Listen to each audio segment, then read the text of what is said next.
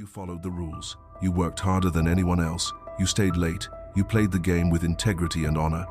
You believed in the great lie of meritocracy, the comforting bedtime story they tell you to keep you compliant. The story that says your hard work will be recognized, that fairness will prevail, that the best will rise to the top. And yet, you remain stagnant, watching as the undeserving, the politically savvy, the morally flexible, glide past you with effortless grace. Your frustration is not a sign of failure. It is a symptom of enlightenment. You are beginning to realize you have been meticulously trained to lose a game you never even knew you were playing. The matrix of mediocrity doesn't just build you a cage, it hands you the wrong rulebook. It gives you a script for a morality play while it operates on the brutal physics of power. There are two sets of laws in this world. The first is the one they preach. Be a team player, be humble, wait your turn, pay your dues. This is the slave code, designed to keep the pyramid scheme of power perfectly intact. The second is the one they practice in the shadows, in the closed-door meetings and the silent corridors of influence. This is the master code, the operating system of reality. And its first, most unforgivable principle is this: the official rules are for suckers. Machiavelli was not a monster, he was a realist. A man so brutally honest about the nature of power that the system has spent 500 years trying to villainize him. Why? Because he gave the game away.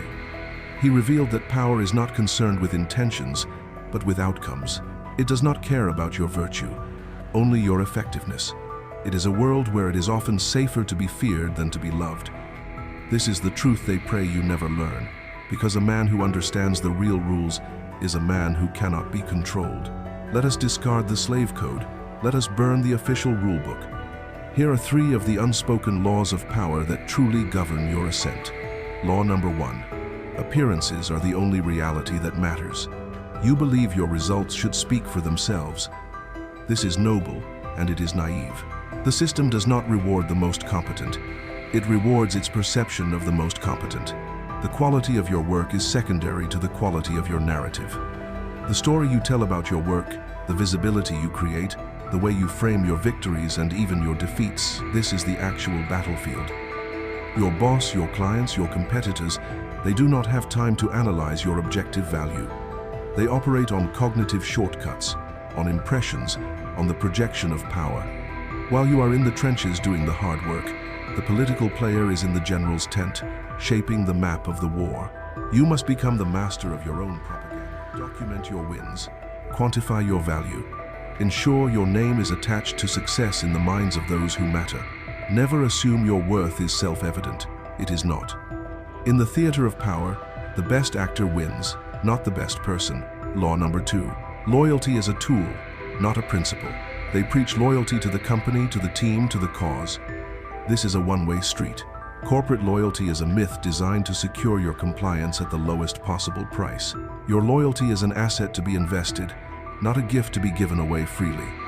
The moment your utility expires, the loyalty you are shown will evaporate. The powerful understand this. They command loyalty from others, but their own is always provisional, tied directly to their strategic interests. You must adopt the same mindset. Your loyalty belongs to one entity alone: your own path, your own mission, your own sovereignty. Be courteous, be cooperative, be a valuable ally, but do not mistake an alliance for a friendship. Do not mistake a paycheck for a pact. Every relationship is a transaction. Understand the ledger. Law number 3. Never outshine the master. This is the most subtle and the most violated law among the ambitious. In your eagerness to prove your worth, you display your talents with abandon. You solve a problem for your superior, and you believe you will be rewarded. Instead, you are met with a cold silence, a sudden distance.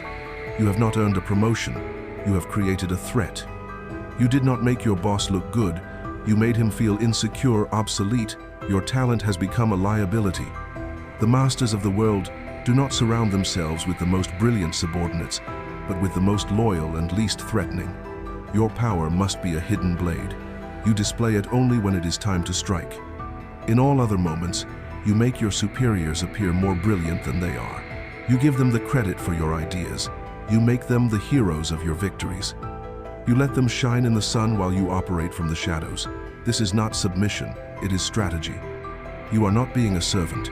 You are being a predator, patiently waiting for the perfect moment to claim the throne. These laws are not immoral. They are amoral. They are the physics of human ambition. You can cry that the game is unfair, or you can decide to finally learn the rules and win. The choice defines your entire existence. Are you a pawn, moving where you are told, clinging to a rulebook that was designed to ensure your defeat? Or are you a player, a student of power, who sees the board for what it is and moves his pieces with cold, strategic, and sovereign intent? Stop begging for the world to be fair. It never has been, and it never will be.